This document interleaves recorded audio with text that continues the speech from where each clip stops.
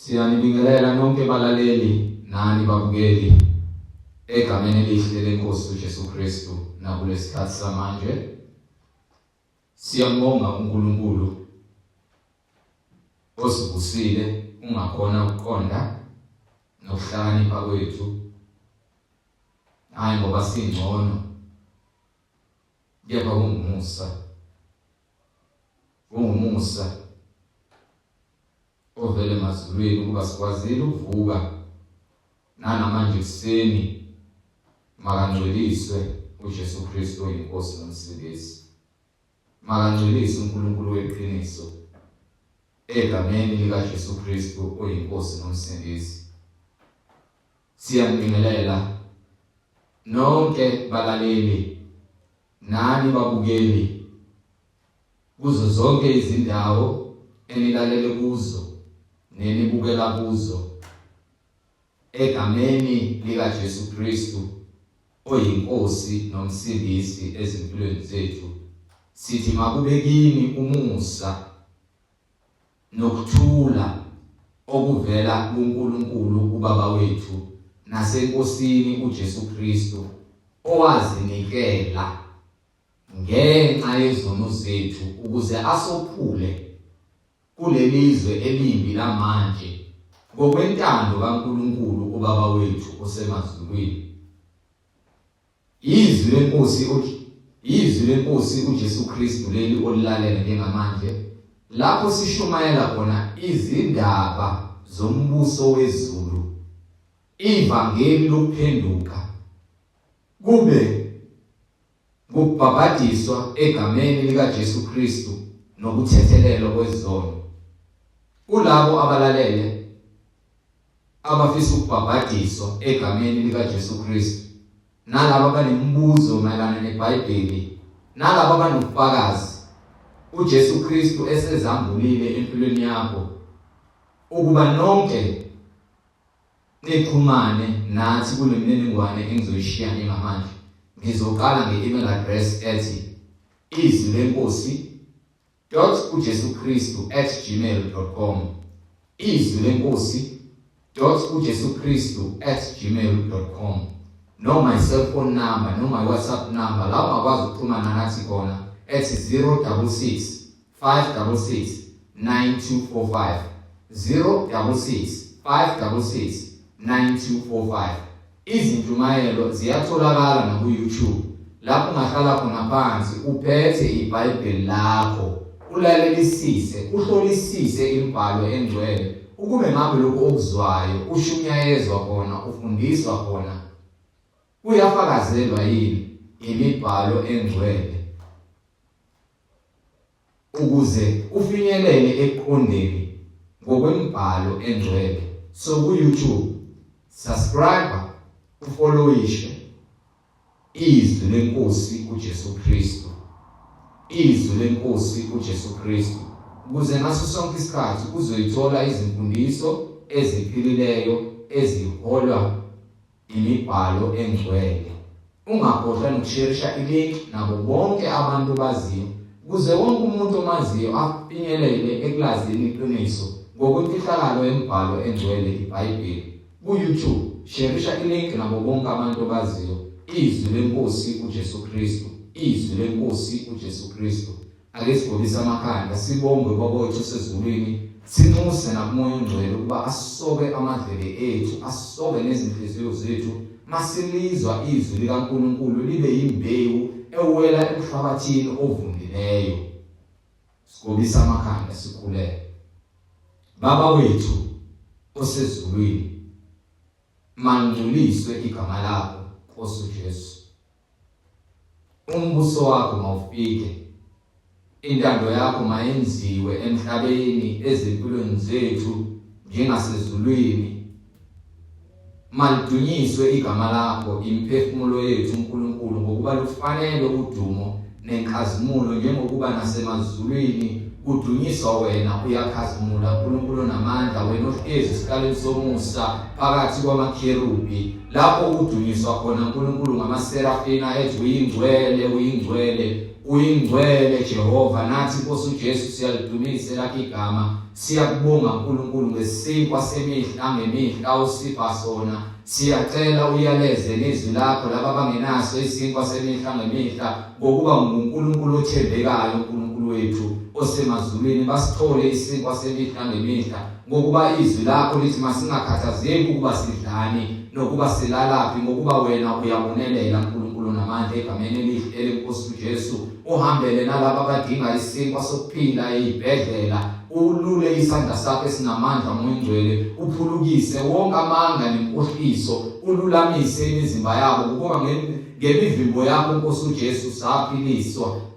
Usiphe namandla okuthethelela uNkulunkulu, phulukisa imoya yomtamo olukhulu ezinhlizweni zethu, sithethelele laba abasonile uNkulunkulu, siyabathethelela egameni lika Jesu Kristu. Nathi Nkosi uJesu siyacela wehlisa umoya wokuthethelela kwezono zethu eziningi phambi kobuso bakho, wena othi zani ngisho izono zenu zibomvu njengobubende, mina ngiyakwazi ukuhlanza zibe njengoboya bezimvu. Siyakubonga uNkulunkulu, uyasibiza njengamadodana ukuba uma sivuma nje siyokudla okuhle kweze. Siyavuma Nkosi uJesu mayenziwe intando yakho, ngokuba umbuso ungowakho namandla nenkazimulo. Wena wedwa Nkosi uJesu inkosi nomsindisi, thatha udumo nenkazimulo nanamanje egameni elihle leNkosi uJesu Kristu manje naphakade. Amen.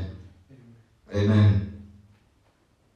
Sizocela ngenena nonke nilalele kuzo zonke indawo nilalele kuzo, ukuba nithathe amabhayibheli enu nilalele njengamanje lokho umoya akushoyo emabandleni abangcwele. Ngizoqala nje ngencwadi kaMark isahluko 9. uNkulunkulu angisize ngingakayi kule nto engifuna ukuyimbula ngiyiveze, ngoba kukho konke kumele kuvezwe amandla eNkosi uJesu Kristu. uJesu Kristu yena yedwa inkosi nomsindisi. Siyambonga uNkulunkulu, siyambonga uNkulunkulu ngabaprofeti basendulo abathembeka, bethembeka bezingelwa, bethembeka bethuma umyalezo kubantu ababe untamo olukhuni, njengokuba noSathane lo moya womtamo olukhuni ezama ukuthulula emhlabeni, abantu bengafuni ukulalela izwi likaNkulunkulu. Siyambonga umoya ongcwele ngabapostoli, siyabonga Nkosi uJesu ngofakazi abahamba nawe bakuphatha, babona inkazimulo kaNkulunkulu ephulukisa, evula amehlo ezimpumputhe, evula amadlelo abantu abangezwa, ephulukisa zonke inhlobo zomoya. Badla naye, bamphatha ngezandla, basishiyela lo mqungu omngaka wofakazi.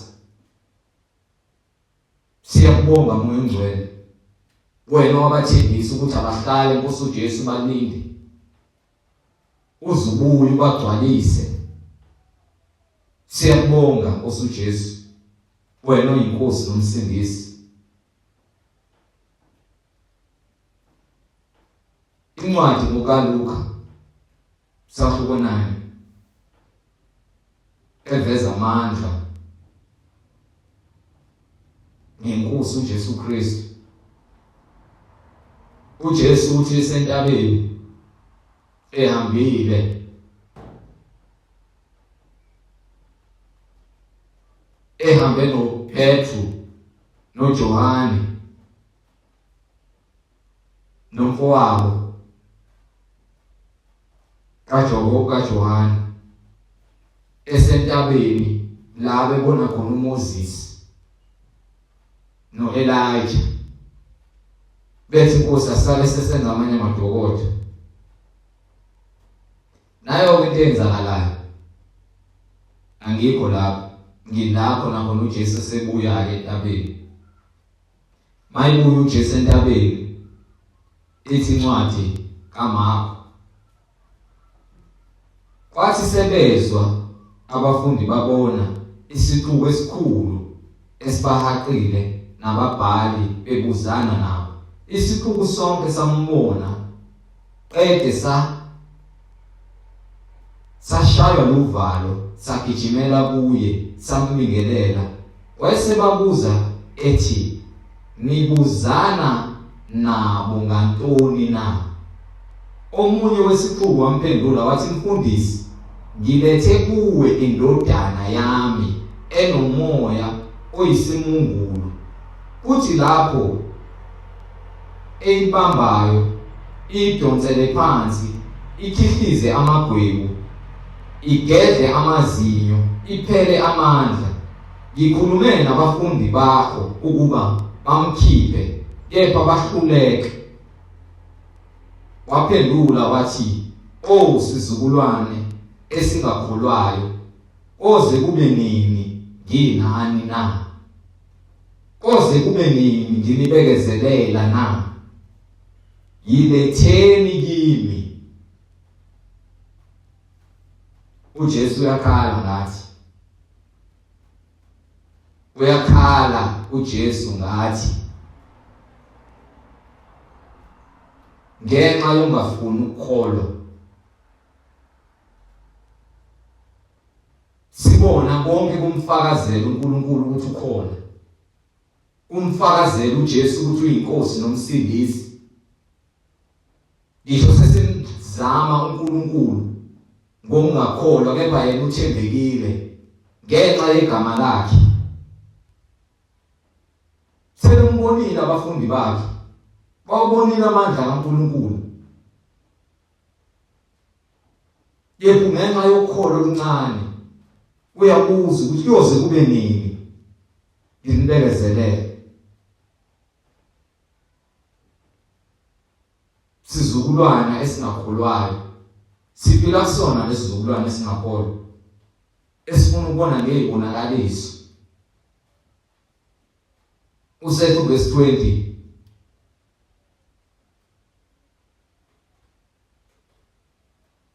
bayilethe kuye, wathi umoya ebona, wayihlukumeza kakhulu masinyane, yawa phansi emhlabathini, yaginqa, ikhihliza amagwebu. So umoya yaziginqa ikhihliza amagwebu. Wayesebuza kuyise ukuthi isikhathi singakanani ifikelwe yilokhu na? Wathi, wasebuntwaneni uyiphonsile kaningi emlilweni nasemanzini ukuba ayibhubhise, kodwa uma unamandla okwenza utho, sihawukele usisize. Uma unamandla okwenza utho, sihawukele usisize. Kuhle lokhu, kuhle, ngoba uJesu uthokoza ngakho. Mayethi wozani kimi nina nonke nisindwayo nenikhatheleyo, ngiza kumsindisa. Thathani ijoka lami, ngoba lilula. Incwadi kaMateyu isahluko 28 verse 11. Uyakhala lo mzalwane, uthi enkosini uma ingamsiza, uma inamandla, uyakhala ukhalela ukuthi inkosi ayimahawukele ibasize. uJesu ngumnini amandla onke. uJesu ngumnini amandla onke. Namandla kuyena asindise ngawo lo mntwana ezweni elingcwele usethi uJesu kusahluko 23 uJesu wayesethi kuye uma unamandla konke kungenzeka kokholwayo. Uma unamandla konke kungenzeka kokholwayo. Uyise womntwana wayesememeza masinyane wathi ngiyakholwa, siza ukungakholwa kwami. Ngiyakholwa, siza ukungakholwa kwami.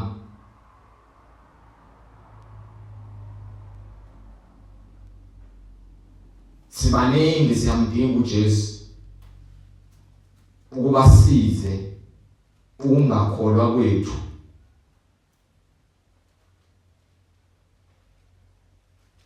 Siyamdinga uJesu ukuba asize ukungakholwa kwethu.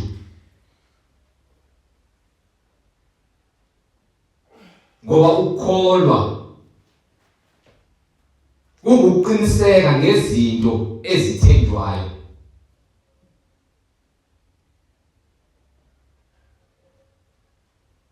Kungukuqiniseka ngezinto ezithenjwayo.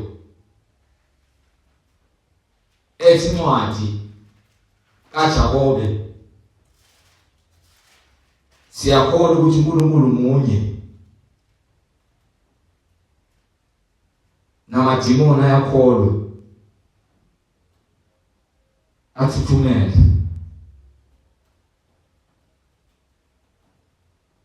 Amadimoni wona awaqedi nje ngokukholwa ukuthi uNkulunkulu munye.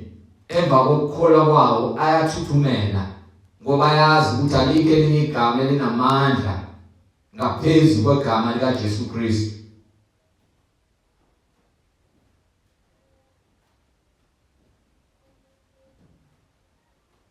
Kepha thina sifuna ukukholwa.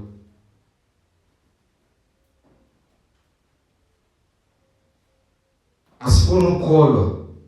Kepha amadimoni siyawasaba. Makhulunywa ngamadimoni sicijisa amadlele.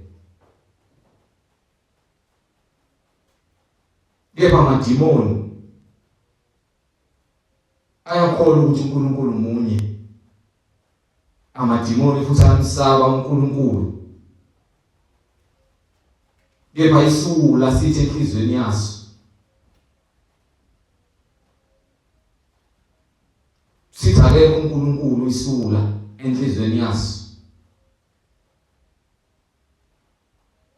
singenakho ukuqonda, singenakho ukuthobeka.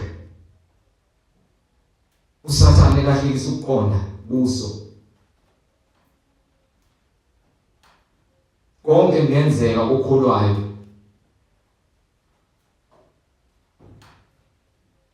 Konke kungenzeka kokholwayo.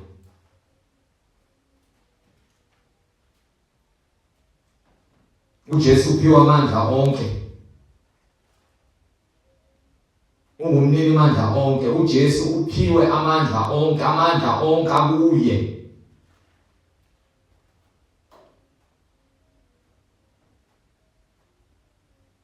Siyambonga uNkulunkulu ngoba lamandla asinelwanga ukwabona nje kuJesu kuphela. uJesu washiyile kubafundi bakhe. uJesu wabashiya amandla kubo bonke abantu abakholwa egameni lakhe. Afakazana kwincwadi kaMarku isahluko 16 verse 15 ukuthi lamandla asebenza kanjani.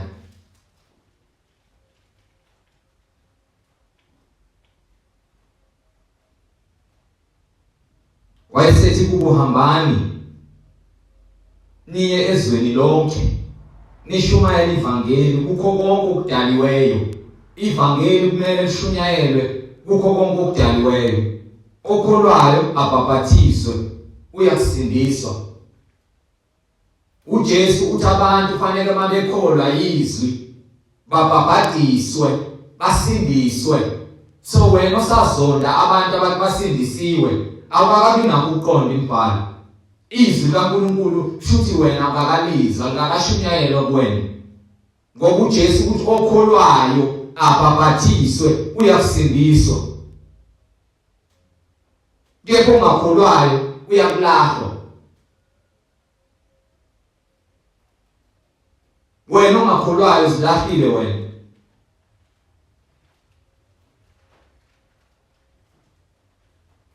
Esincwadi kaJohane isahlulekile sokuthi ukhanya kufikele ezweni. Kepha abantu abakuthandanga ukhanya ngoba bengafuni imisebenzi yabo idalule.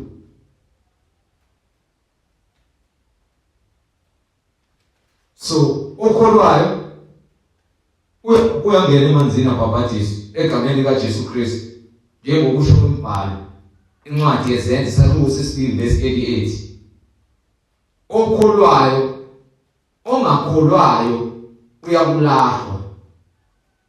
Lezi zibonakaliso ziyakubalandela abakholwayo. Ngegama lami bayakukhipha amadimoni, ashumayele ngezilimi ezintsha, baphathe izinyoka, uma bephuza okubulalayo akusoze kwaba nangozi. Bayakubeka izandla phezu kwabagulayo basile.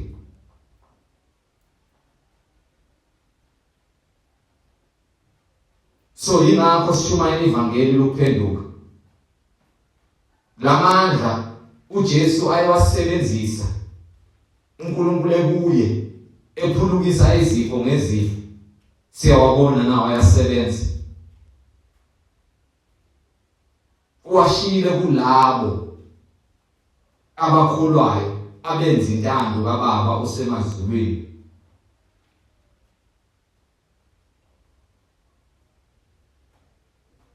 Abesikholelwe ukuthi uNkulunkulu asiphe umoya wokukholwa ngeqiniso. Siphila esikhathini esimbi kabi. Ziningi ihlakaniphi, ziningi izambulo, ziningi incwadi zokuhlakana.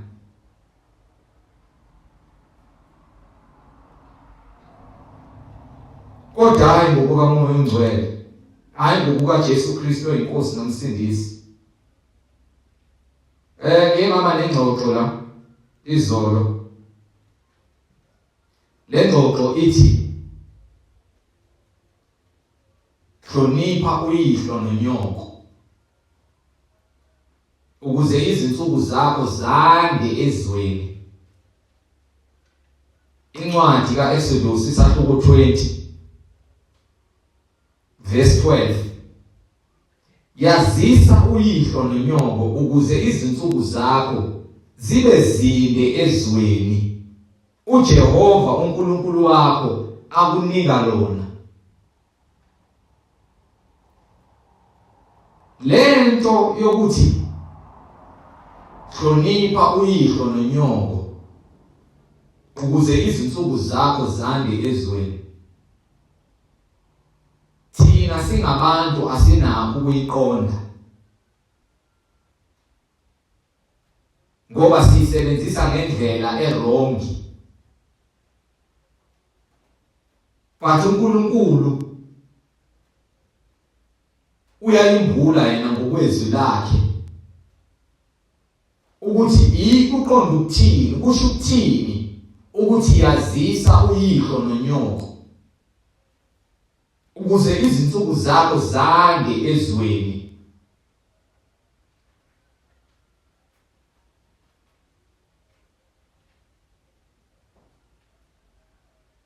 Ngize ngiyabuza kuthiwa uma umuntu ekhalisa abazali bakho bekhala ngawe ngenxa yokuthi wena unqaba into abayishoyo, ngabe wena usamhlonipha yini umzali wakho? Yini ngoba singabantu siyahlengekezela izinto ngenxa yokufuna ukugcwalisa lenkanuko engaphakathi kithi. Kwathi musulazi izwi kaNkulunkulu uJesu esesho kahle ukuthi yena uletha umlilo emhlabeni uzohlukanisa ngoba uJesu uzobhidliza lezi imfundiso lezi. Le imfundiso ethiwa ezoba bomkhulu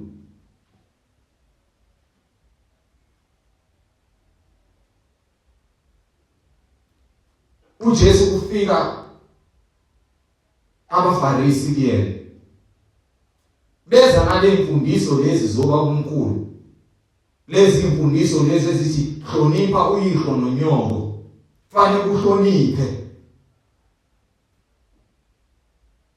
Uthi uJesu kubona kwincwadi kaMateyu isahluko 15 khona abaFarisi nababhali bafika kuJesu bevela eJerusalem.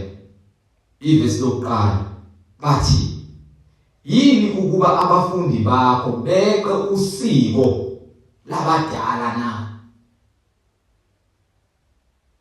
Beqa ini usiko labadala na?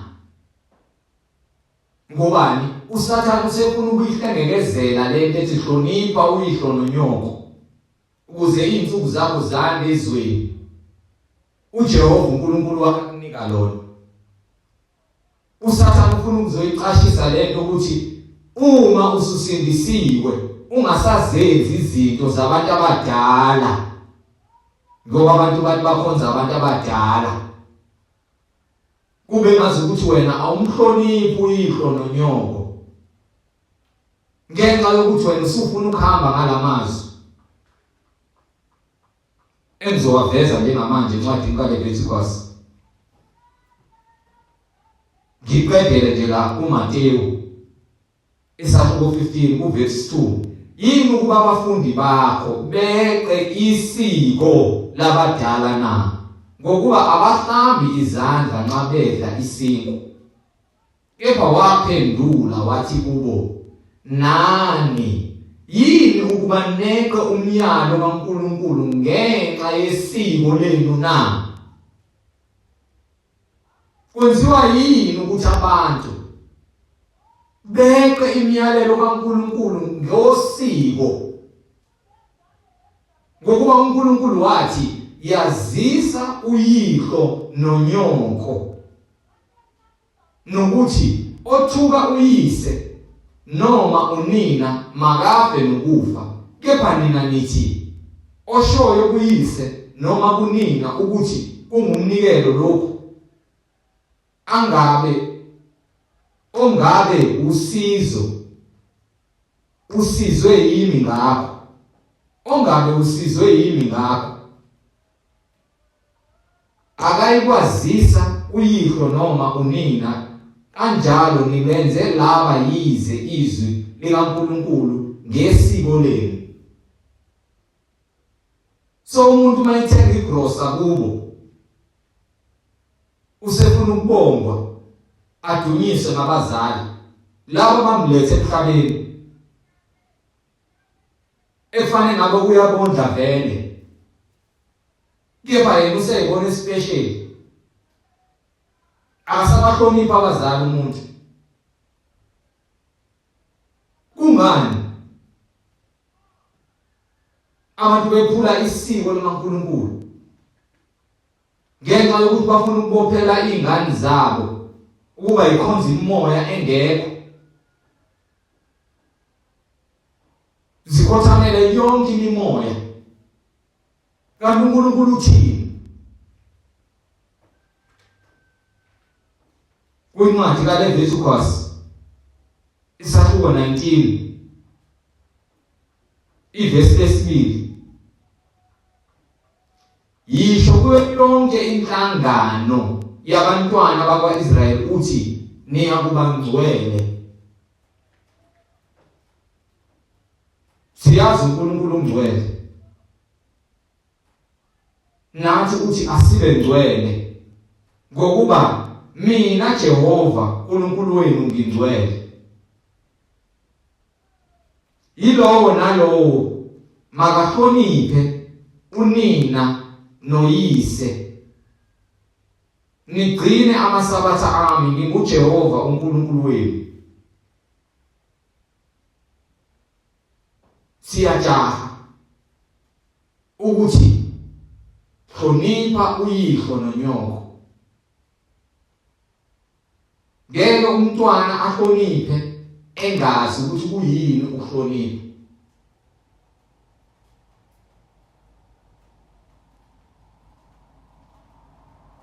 Ithi incwadi yeZakha, khulisa umntwana ngendlela eyakuba ngeyakhe ukuze mayisekhulile. Incwadi iZakha isahluko 22 verse 6, khulisa umntwana ngendlela eyakuba ngeyakhe kuya kuthi lapho esekhulile angasuki kuyo. So umntwana wakho mayithola ukukhuliswa nangokukhuliseka ngendlela yokumazi uNkulunkulu, eselazi iqiniso uNkulunkulu ezambula kuyena, indlela le ekuba ngeyakhe. So umntwana makangasatshiswa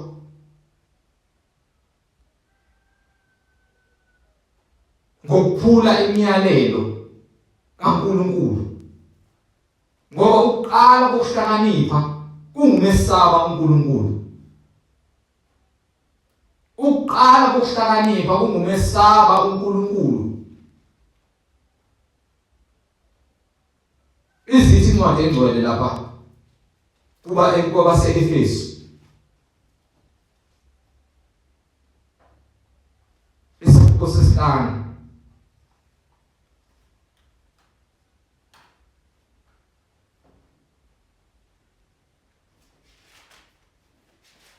Amen. Incwadi kwabase-Efesu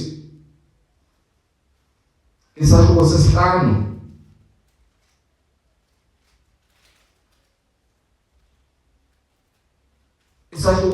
Isahluko sesithupha. Kwabase-Efesu isahluko sesithupha ivesi lokuqala. Bantwana, lalelani abazali benu enkosini, ngokuba lokho kulungile.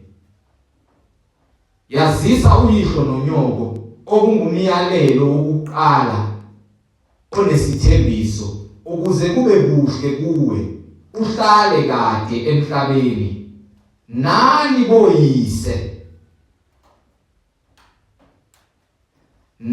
boyise ningabathukuthelisi abantwana benu, kodwa nibondle ngokuyala nangokuqondisa kwenkosi.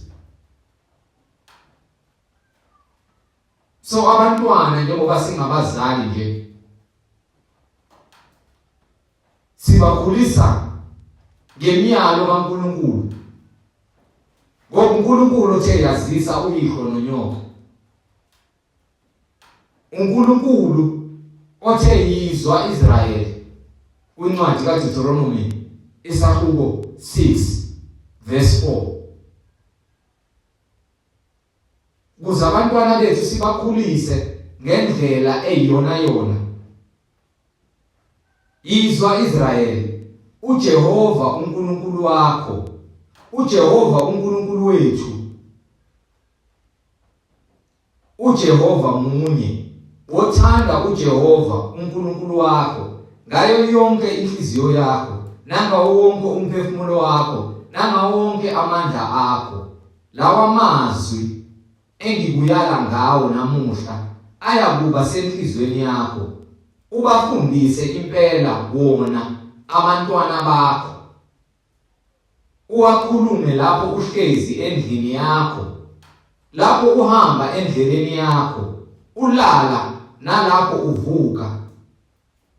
Uyakuwabopha abe luphawu esandleni sakho, abe yisikhumbuzo phakathi kwamehlo akho. Uwalobe ezinsikeni zomnyango wendlu yakho nasemasangweni akho.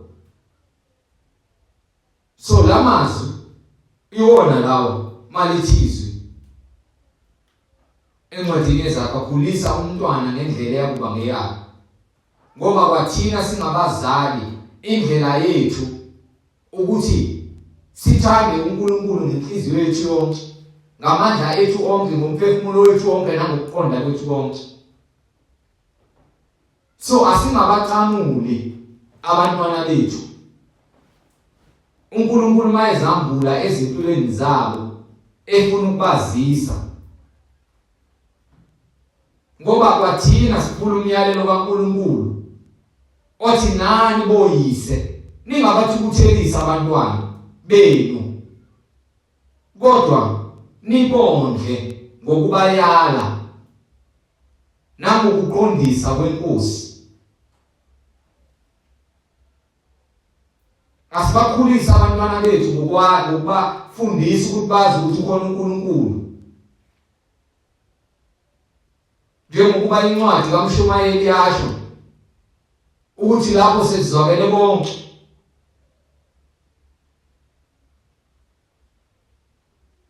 incwadi uMshumayeli isahluko 12 verse 12, kepha phezu kwalana ndodana yami, mawuxwaye ukwenza izincwadi eziningi akunakuphela, nokufunda okuningi kukhathaza umzimba. Nalapho naku ukuphela kwendaba, lapho sekuzakele konke, mesabe uNkulunkulu, ugcine imiyalo yakhe, ngokuba lokhu kungokwabantu bonke. Ngokuba uNkulunkulu uyabuyisa yonke imisebenzi ekwahluleleni, kanye nakho konke okufihliweyo, noma kuhle noma kubi. So fanele sibe nokuqonda kulokhu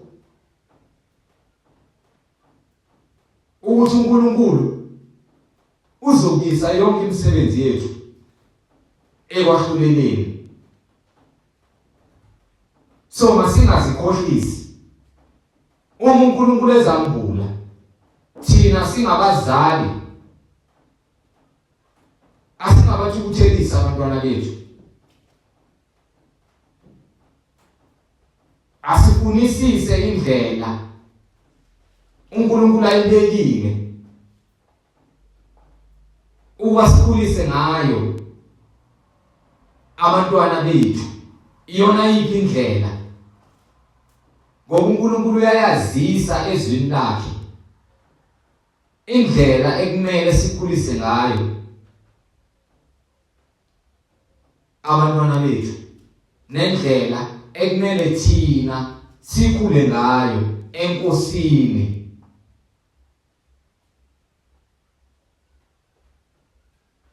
Ngoba isitha sifikile nezimfundiso ezidukisayo, sifikile isitha sizolahlekisa ukuqonda kubantu.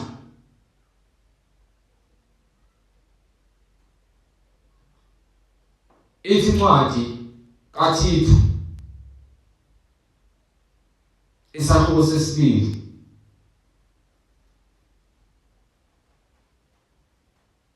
ngoba incwadi engcwele egameni elihle leNkosi uJesu Kristu iyafundisa ukuba abantwana bethu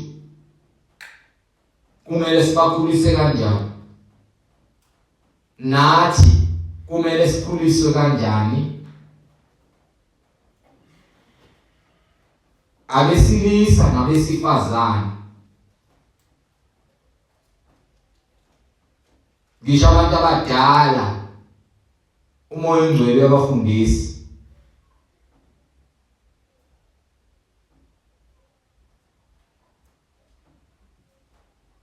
Ithi incwadi kaThito isahluko sesibili, isahluko sokuqala, ngizoqala phezulu.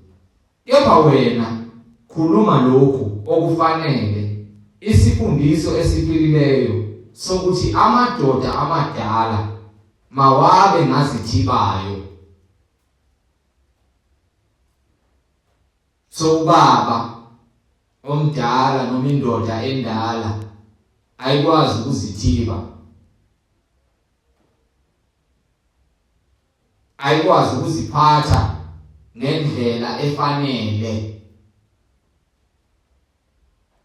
ingahambi dawo utshwala, ingahambi ikhanuka abafazi babantu nezingane ezincane, ayiziphathe ngendlela efanele. Amadoda amadala mawabe ngabazithibayo azothileyo,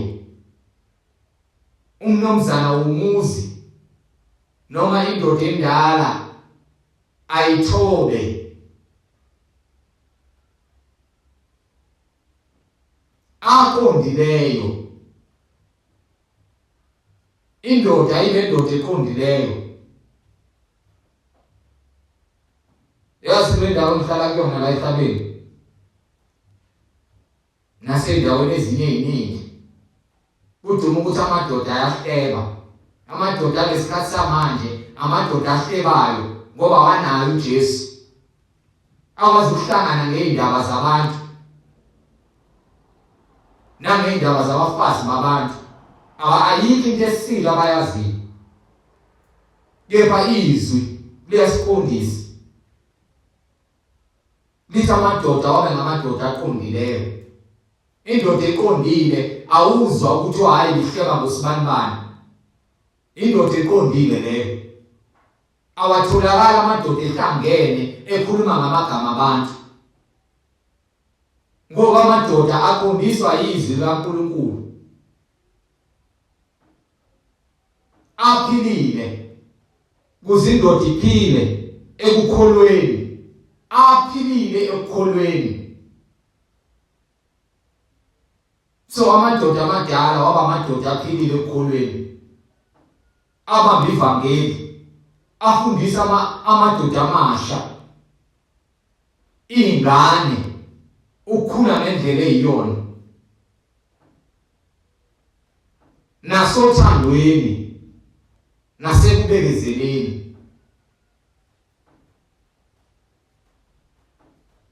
Amadoda akwazi ukuthanda abafazi bawo, azi ukuthi umuntu akayihlukumezi inyama yakhe, ngoba umuntu ohlukumeza umfazi wakhe uhlukumeza inyama yakhe.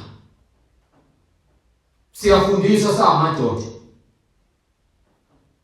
nasekubekezeleni, akwaziyo ukubekezela, akhulekisana amadoda. Enye indoda mina inkinga uyikhombe edolweni ukuthi asikhuleke, asikhuthazele. Kanjalo nabesifazane abadala baziphathe ngokufaneleyo. Izwi kaNkulunkulu selikhuluma nomama abadala nogogo abadala, bayiphathe ngokufaneleyo. Bayiphathe ngokufanele abangcwele, abayiphathe ngokufanele abangcwele. So umama omdala kufanele azi ukuthi umuntu ongcwele uyiphatha kanjani. Akatholakala ehambe ehleba ngomama abanye, ekhuluma ngezinto engamfaki, engahlangene naye. Because abantu abangcwele abayenzi leyo nto. Bangabi ngabahlebi, ngisasho nje ngithi abantu abangcwele abayenzi leyo nkamba. So awunakho ukuthi umama omdala utholakala uhleba, kepha njalo ngesonto uyohlangana nabanye abazalwane. iBhayibheli alivumeli, izwi likaNkulunkulu liyakukhuza mama, lithi musu kuba umhlebi, mangabi izigqila zewayini eliningi. Awukwazi ukuthi uyakholwa, kepha utholakala namabhodlela oflying fish, namabhodlela amasavana. Udaka ukhohlwe nokuthi umama womuzi. Uhlaselo umoya wonkani uhambe ubamba abafana abancane nabanye amadoda, ngoba utshwala bulahlekisa isimilo. So izwi liyaqondisa umama indlela ekumele uyiphathe ngayo. ungabi isigqila sewayini eliningi. Babe ngabafundisi bokuhle ukuze bafundise abesifazane abasha ukuthanda amadoda abo, bathande nabantwana babo. Umsebenzi kamama nogogo ufundisa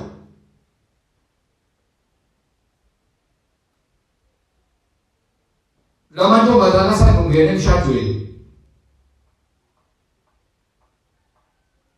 namantombazane wonke nje abesifazane abasha ukuba bathande izingane zabo, ngoba siphila kusizukulwane esimbi. Abantu besifazane bakhulelwe indaba zo-300 no-400 no-500 nabo uhulumeni abanikezayo. Ngingazi ukuthi uhulumeni ubanika malini. Bamithela imali yeqolo, ingane ifica igijima egekeni ichitha amafinyila. Umsebenzi wakho ukufundisa labazali balezi ngane namantombazana asemancane ukuyiphatha kahle, babe nesimilo.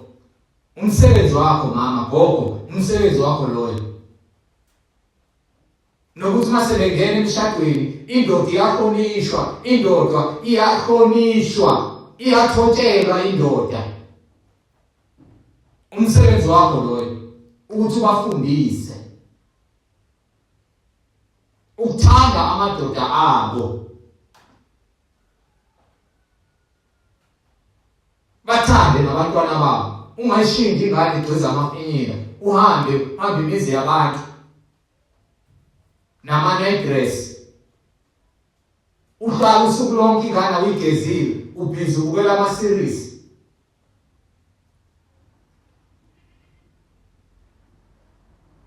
Babe ngabaqondileyo, abamhlophe. Umama fanele abe umama uqondile, ongaqhathi ngisho izingane zakhe egcekeni, ongakhethi, akhethe ingane esebenzayo angayithandi enye ngoba ingasebenzi. Fanele kube umama uqondile.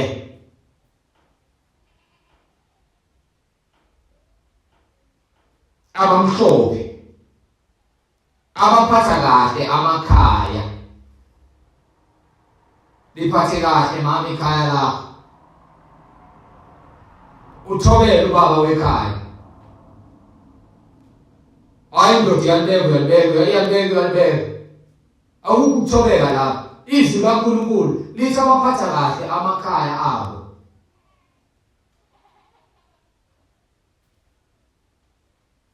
Mfuzo Sara owayemthobele uAbraham, embiza ngokuthi inkosi.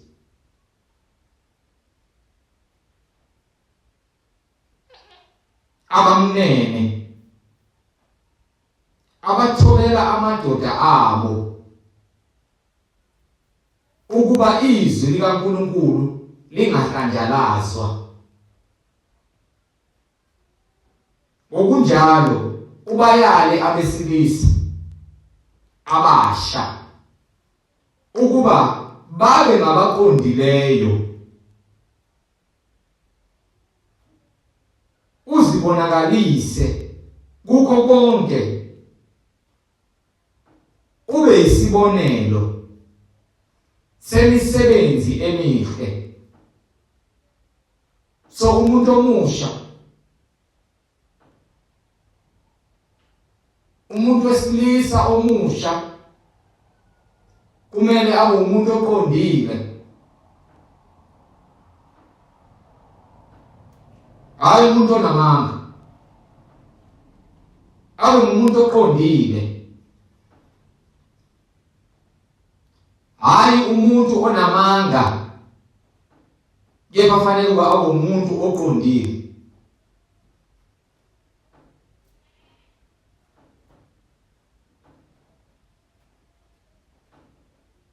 So abantu abasha fanele babe nemisebenzi emihle.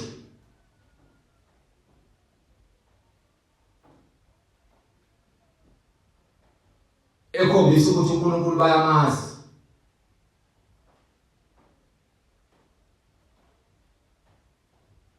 bakhuluma okuqondile.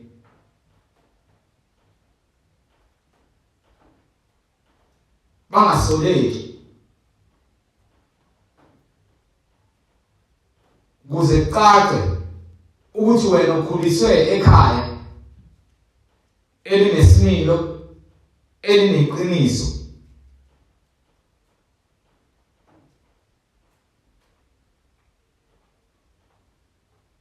Ungagudluki endleleni, kepha uhlale ezweni likaNkulunkulu. Uhlale eqinisweni, ungathithiswa imfundiso ezidukisayo, ungadukiswa izimfundiso ezingekho, ngokuba isitha siyathanda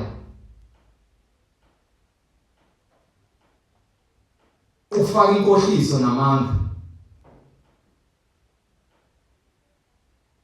Siyathanda ukufaka umoya obuyaluyalo. Ithi incwadi kaMateyu isahluko 11 verse 32, ngalokho yilowo nalowo oyakuvuma phambi kwabantu, nami ngiyakumvuma phambi kukaBaba osezulwini. Kepha yiloyo oyakungiphika phambi kwabantu, nami ngiyakumphika phambi kwaBaba osezulwini. Ningasho ukuthi ngize ukuletha ukuthula emhlabeni. Angizanga ukuletha ukuthula, kepha inkemba. Yebo, ngize ukuphambanisa umuntu noyise, nendodakazi nonina, nomalokazana noninazana. Izitha zomuntu ziyakuba ngabendlu yakhe. Isitha somuntu siphenduka abantu azalwa nabo. Ngenxa yokuthi ukukhanya nobumnyama kusoze bahambelane. Wena ufuna ukwenza intando kaNkulunkulu, khona abantu abazomelana nawe befuna ukukuthumba ngewosiko labantu abadala. uJesu ke uyasiqinisa uthi vele ulethe ukuzoletha ukwahlukana phakathi kwabantu. Isitha somuntu kuzoba abantu bakubo azalwa nabendlini. Verse 37, othanda uyise noma nonini, othanda uyise nonina kunami kangifanele, nothanda indodana noma indodakazi kunami kangifanele, nongathabathi isiphambano sakhe angilandele kangifanele. Ofumana ukuphila kwakhe uyakulahlekelwa yikho, olahlekelwa ukuphila kwakhe ngenxa yami uyakufumana.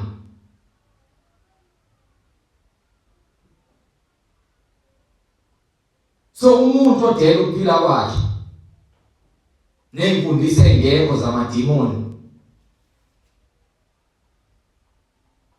to afanele sense izidlozi lizokushaya leqamba amanga abantu, fanele ukwenza ukuthi ngenxa yokuthanda izinto zezwe uyitshela ukuthi uzuza ukuphila kanti kuyakulahlekela. Kungcono ulahlekele ukuphila kwakho ulandela uJesu, ulahlekele udumo ekhaya egcekeni bangakuthanda abantu bomndeni ngenxa yokuthi wena usuthatha ukuphila noJesu, kunokuthi uye kuJesu uthatha izinto zabantu abadala kanti ulahlekele ukuphila kwakho phakathi.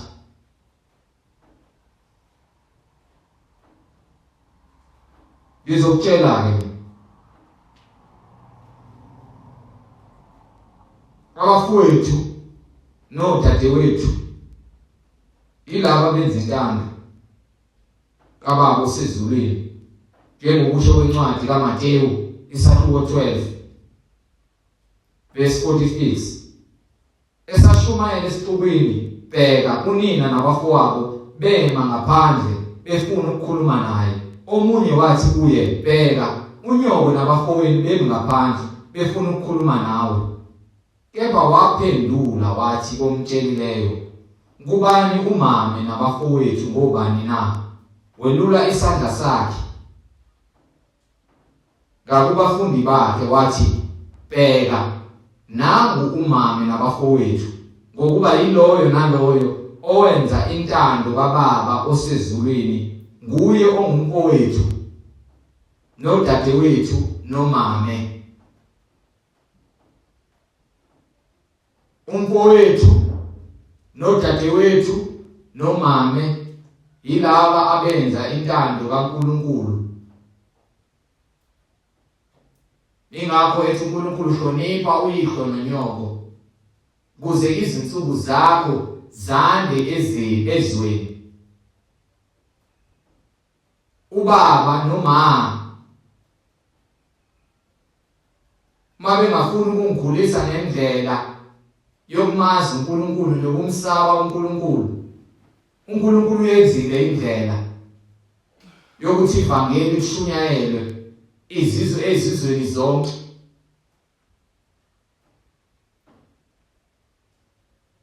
uNkulunkulu usenzela umusa, lithi malishunyayela izwi lihlabe inhliziyo siphenduke. Ngoba uNkulunkulu izikhathi zongazi uyithalalisile.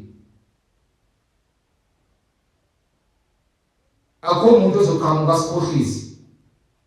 uNkulunkulu ubhulile konke ngezwi lakhe. Makabonge uMoya oNgcwele. Izwi liseduze nathi, emlonyeni nasezinhlizweni zethu, okungukuthi izwi lokukholwa elishunyayelwayo liseduze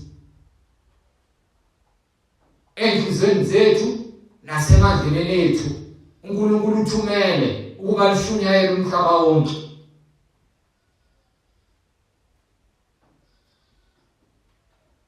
Ngokuba sivuma ngomlomo wethu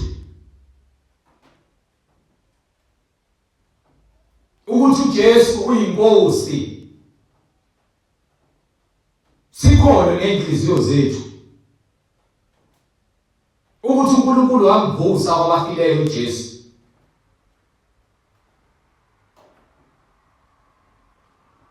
Kuze usindiso.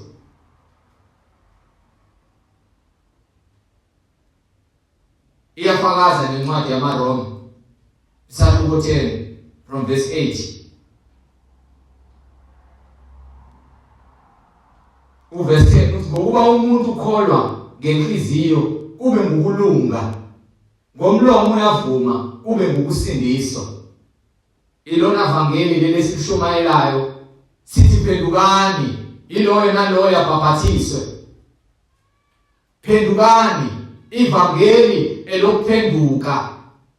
uNkulunkulu uthumele indodana yakhe yodwa ayivusile kwabafileyo. Uma ukholwa, phenduka, ngoba ivangeli lona lokuphenduka.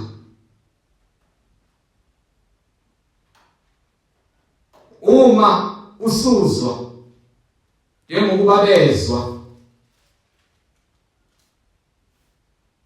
ngoba ukukholwa kuza ngokuzwa phela, fanele sizwe ngamadlebe ethu.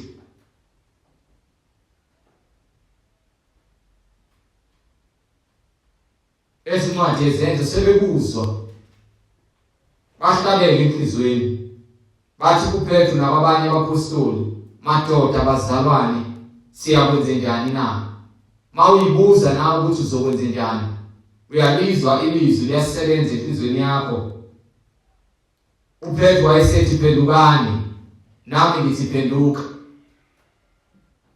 Iloyo naloyo abhaphathizwe egameni likaJesu Kristu kukho ukuthethelela kwezono zenu, khona niyakwamukeliswa isiphiwo sikaMoya oNgcwele.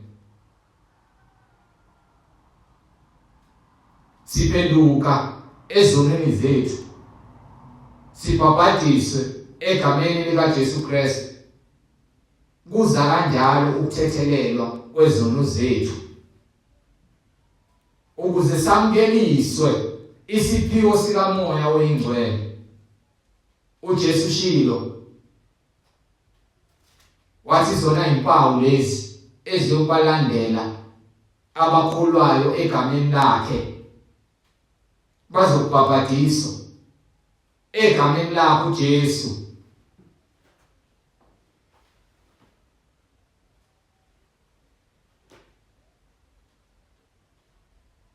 Kukho ukuthethelelwa kwezono zethu, khona niyakwamkeliswa isiphiwo sikamoya oyingcwele. uNkulunkulu usinikeza loyo nalabo bamlalelayo. uMoya oyingcwele akanikwa nombani, unikwa labo nalabo abamlalelayo uNkulunkulu.